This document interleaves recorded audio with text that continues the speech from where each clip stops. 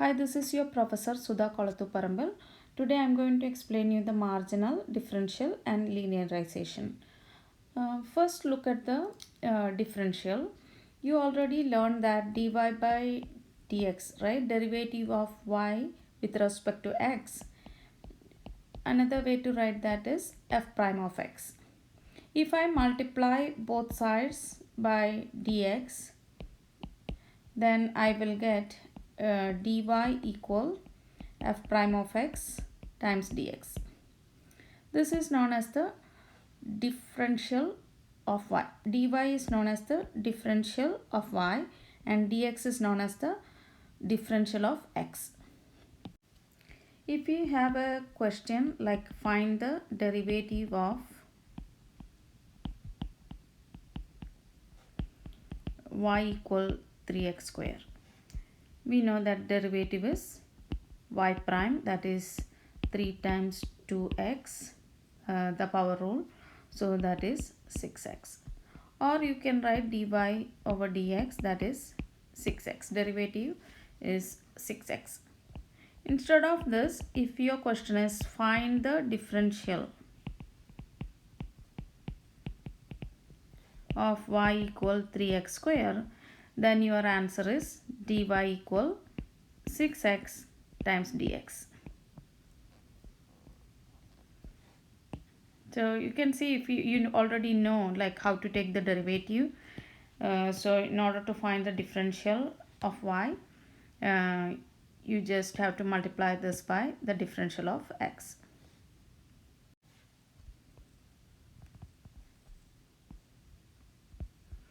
This is x-axis, this is y-axis. I am taking a point x and I have a function here, that is f of x. If I take a point on the graph when it is x, the corresponding y value is f of x. I'm going to take one more point close to x. Let's say that this difference between x and that point is delta x. That means that point is x plus delta x. So if I locate a point on the graph correspond to that, the y value will be f of x plus delta x. So this is the difference in y value. So I can say that is delta y, small change in y. Delta x is the small change in x, and these are the 2 points on the graph. So if I draw a tangent line at x, this is the tangent line.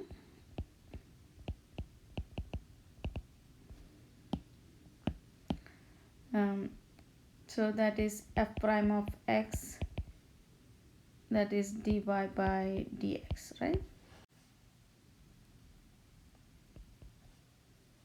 So this will be dx, and this length, that will be dy.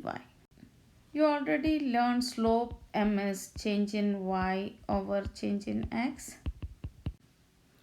If you compare delta x and dx, you can see that they are same, but if you compare dy and delta y, they are not the same, but we can approximate dy using delta y. You can see there is slight difference here because this entire length from starting from here to here, that is delta y, and dy is the point from the graph on the tangent line to this point.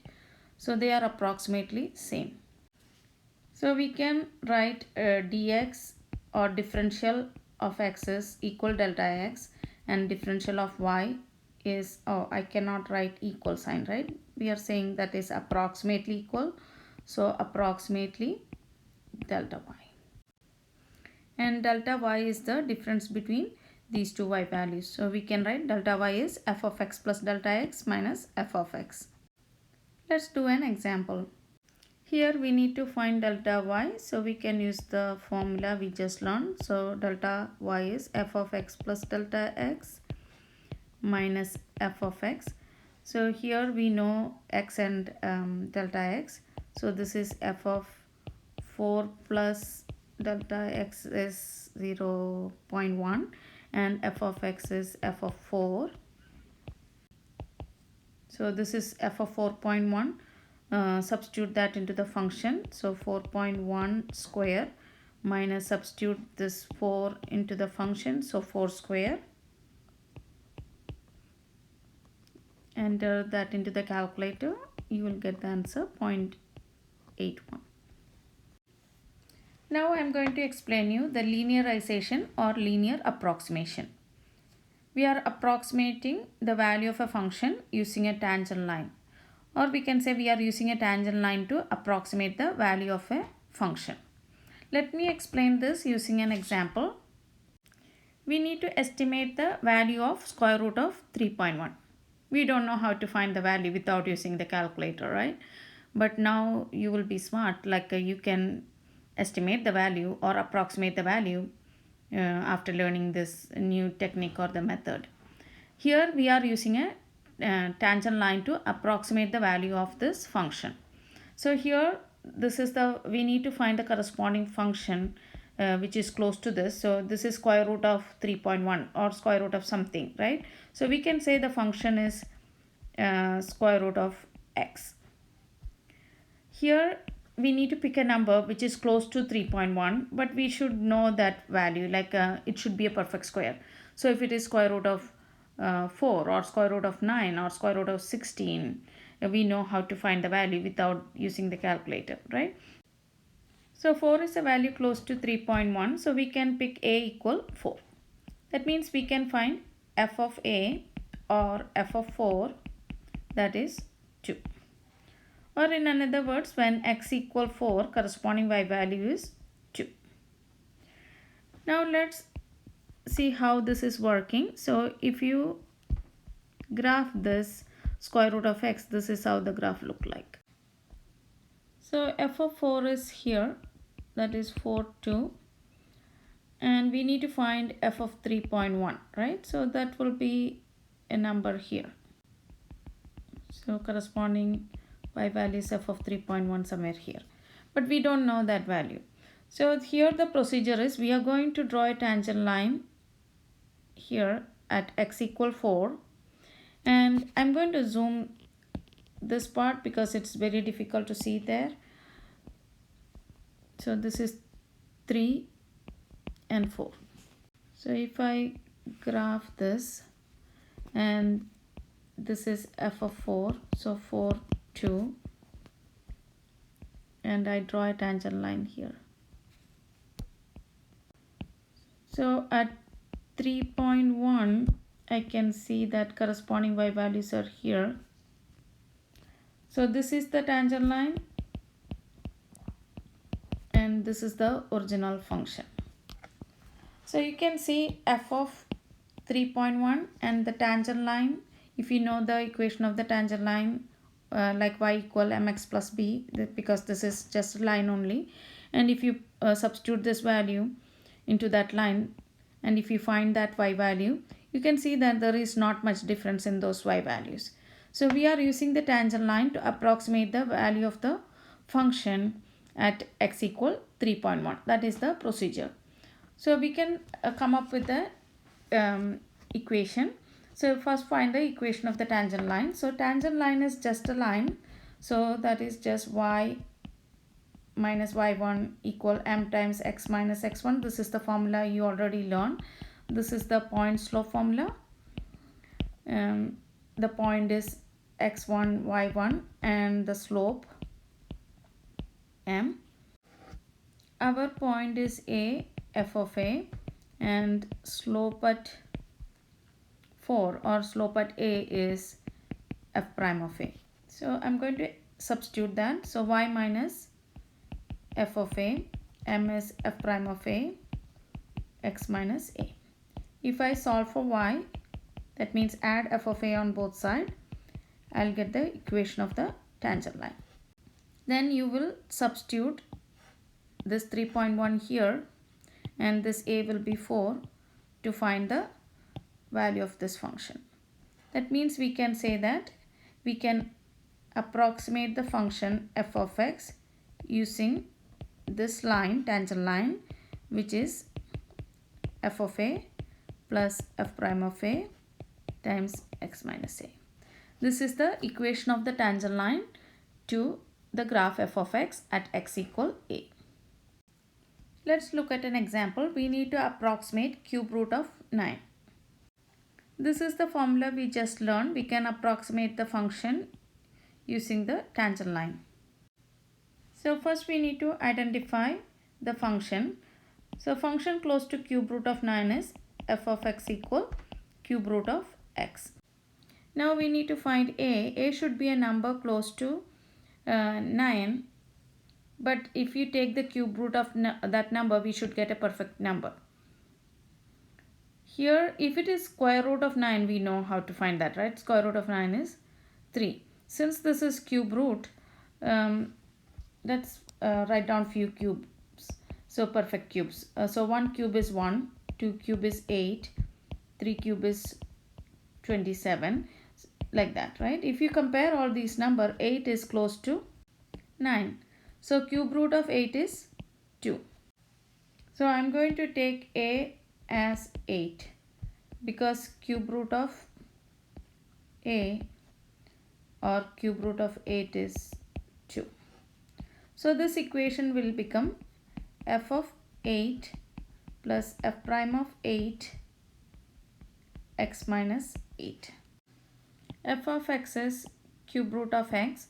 So f of 8 will be cube root of 8, that is 2.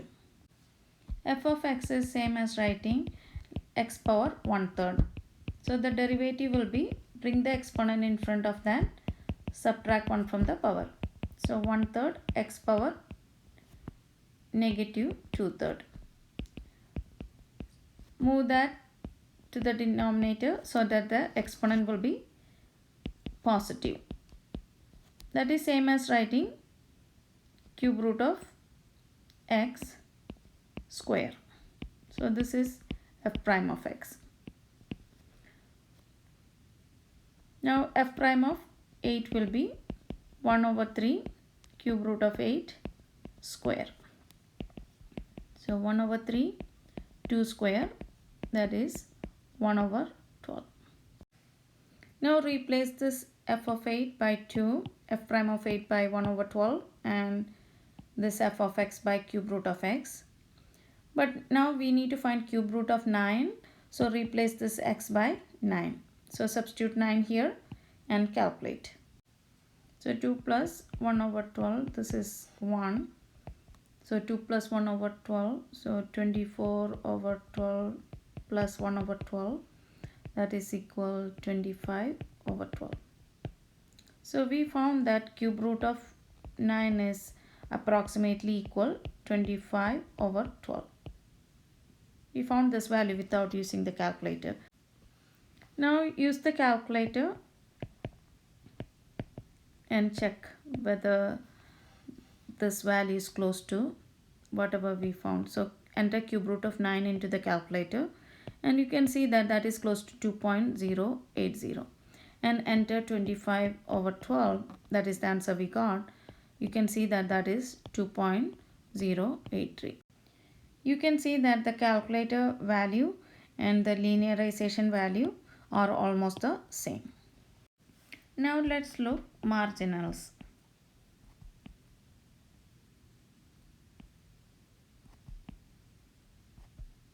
So here the x-axis is the number of items produced and the y-axis is the cost of production. When 16 items are produced, the cost is C of 16, that is the corresponding y value. For 15 items, this is the corresponding cost.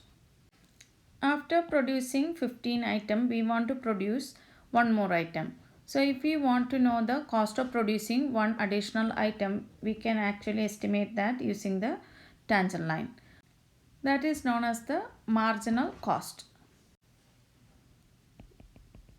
So this is one extra unit produced. So this length is C prime of 15. So C prime of 15 is actually approximately equal to C16 minus C of 15. That means difference between this cost, or you can say the cost of producing one additional item. If I replace this 15 by x, so this will be x plus 1 because cost of producing one more item, and this is C of x. This C prime of x, this is known as the marginal cost. Instead of cost, it can be revenue or profit. So the graph can be profit function or revenue function.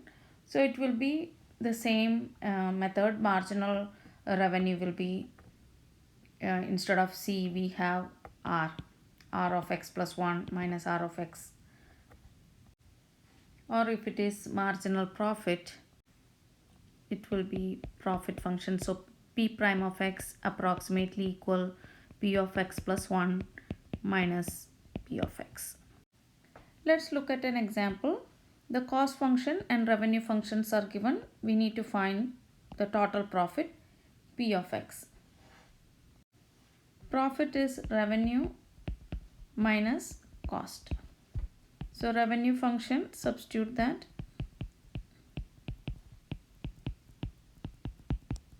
So this is revenue. Then subtract the cost function, this one. So 62x square, 27,500. I put the parenthesis because we are subtracting both the terms. So you need to distribute the negative.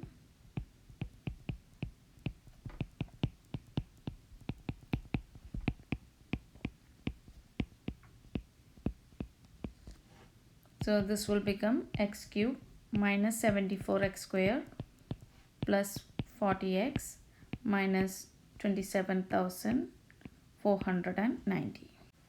Here we combine the like terms, negative 12 minus 62, that is negative 74, and 40x is here, and 10 minus 27,500, that is 27,490. So this is the profit function.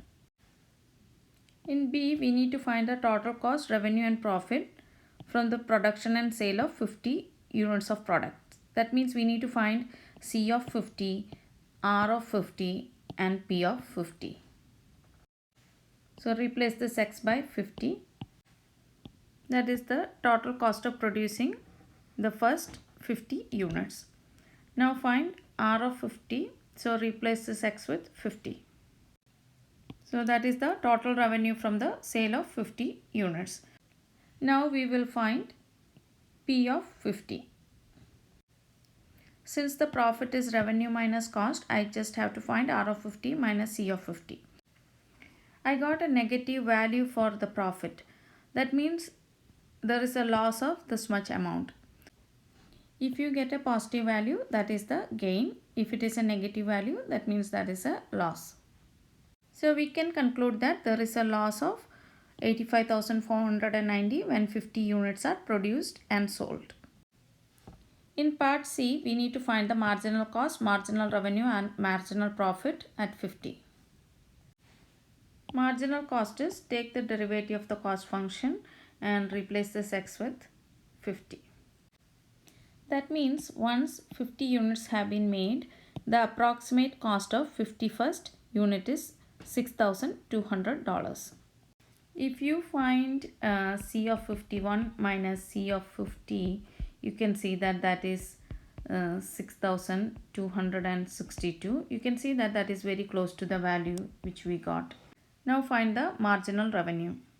So take the derivative of the revenue function. So 3x square minus 24x plus 40 plus 0. Then replace this x with 50. That means once 50 units have been sold, the approximate revenue from the 51st unit is $6,340. Now find the marginal profit. In part A, we found the profit function, that is x cube minus 74x square plus 40x minus 27,490. Now take the derivative of that function. So that is 3x square minus 74 times 2. So 148x plus derivative of 40x is just 40, and derivative of the last term, that is constant, that is 0. So p prime of 50, that is 3 times 50 square minus 148 times 50 plus 40, that is equal 140. That means once 50 units have been produced and sold, the approximate profit from the sale of 51st unit is $140.